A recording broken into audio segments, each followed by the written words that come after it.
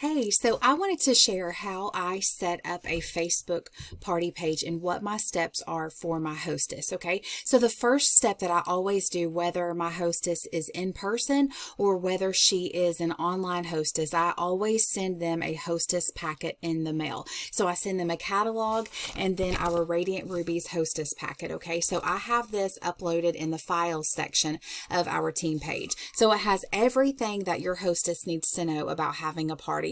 Especially online, since that's what we're doing these days. Okay, so you can flip through that in the you can download it and then use the same one for your hostesses. Now you'll see on the second page it is the guest list here. This is the most, well, there's two very important steps. This is the first one, her guest list. Okay, so at the top I'll fill in her party date, the time, what the theme of her party is. Always have a party theme, it makes it so fun. And then I say text a pic of your completed list to, via in Facebook Messenger by, and I give her a date that I need that by.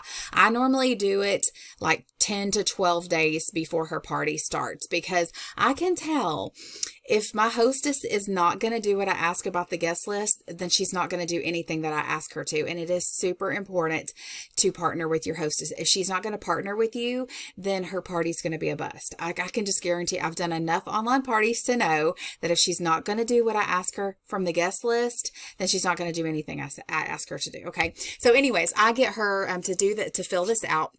So I asked her to write down 25, maybe 25 to 30 names of who she wants to invite to her Facebook party page. Now, we don't want her adding 200 people from high school that she hasn't seen in 20 years.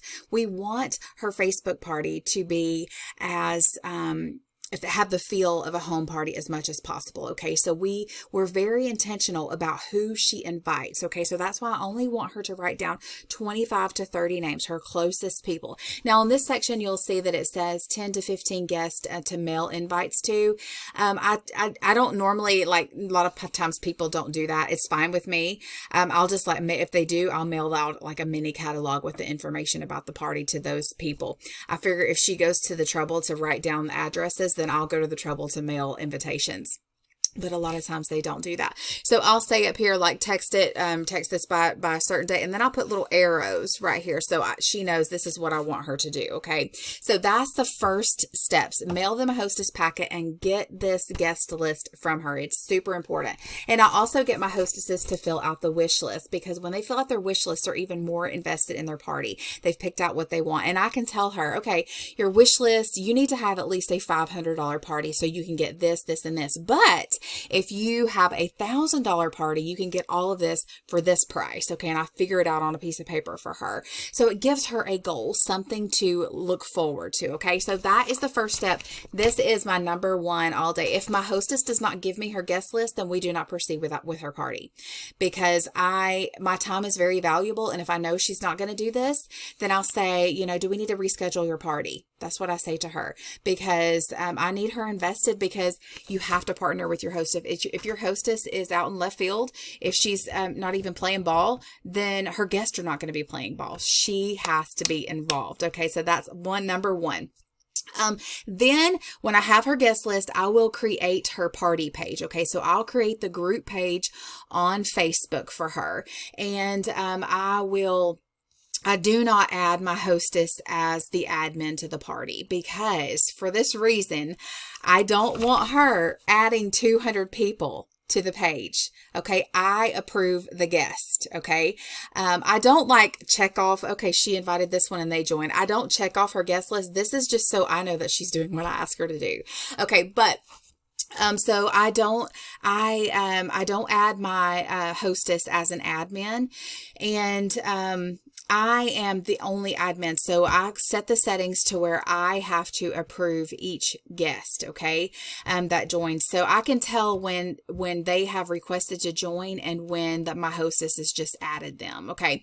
So what I'll do is when my hostess sends me her guest list, then I create the party page, all right, and then I send her a message that she can copy and paste, and it'll be like a copy and paste invitation that she can send to each person on this guest guest list. It'll say, hey, thanks so much for being my friend and supporting me. I'm having a 31 party and I would love for you to come. Just click the link to join. And the link is the link to her party page. So they click the link to join. That means they want to be there. That's why I don't just have my hostess add people, because half of them don't even want to be there. They're like, why? And then, so that's like my one important step. Okay.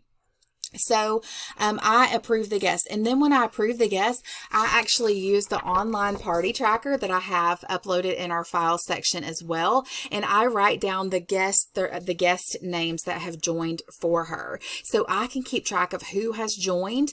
And so toward the end of the party, when I'm asking her to follow up with her guest, I give her the list of names that everybody has joined for her. That way I'll say, okay, message all your guests and let them know that today is the last day of the party. And she'll be like, oh my gosh, like message all my guests, and it overwhelms her. But when I give her a list of names to reach out to, then she knows who to reach out to. Okay. So that is the two most important steps, the guest list and the invitation process. The reason why we don't want her adding 500 people to the group page that she hasn't seen in forever is because that bumps down Facebook algorithms, because Facebook's like, she's added all these people and nobody cares. So they're not going to show anybody the party page. Okay. If they put it in their notifications, it's going to be so far down in their notifications, nobody will ever see it. So we want people in that group that want to be there. Okay. And then let's see, what else do? I made a little set of notes here. I'll ask my hostess to do things throughout the party. I'll ask her one day, I'll say, okay, I want you to welcome all of your guests that have joined the page, because when they see that your hostess is involved, then they're going to be involved too. And the same thing goes for that. I'll say, here's a welcome graphic. I want you to post this in your party page and tag all of your guests in your post and just welcome them. And then, the night of the live party, I will give her a message to say, hey, post in the party page and tag your guests and remind them that tonight is your party at such and such time. Then after the party, I will have her, okay, we'll message your guests and ask them if they enjoyed tonight, if they had fun, what they have their eye on. Then the second day after the party, I will have her post her wish list in the party page. That's all I ask her to do is for the second day. I'll ask her to post her wish list, and she can even take screenshots of what she wants to get with her hostess rewards. And then the third day after the party is the last day for me, for my parties. So I will have her reach out to her guests, and I'll tell her, okay, here is who is ordered. Here's who you need to reach out to. And that's another thing that I keep track on here is who has ordered, and I'll put a little check mark by their name. So this party tracker, I think these tools, the hostess packet and the party tracker, are our number one tools for online parties. This is what I use. There's lots of different things that you can use. That's just what I use personally. So, but I just think, and also I party in Facebook groups. I don't remember if I said that, but I party in Facebook groups because I can schedule my posts in Facebook groups. If I set up an event page, I can't schedule posts, and my life is so busy, I have to be able to schedule my posts. So I have a Facebook script uploaded in our Radiant Rubies page. So go to Radiant Rubies and then go to events.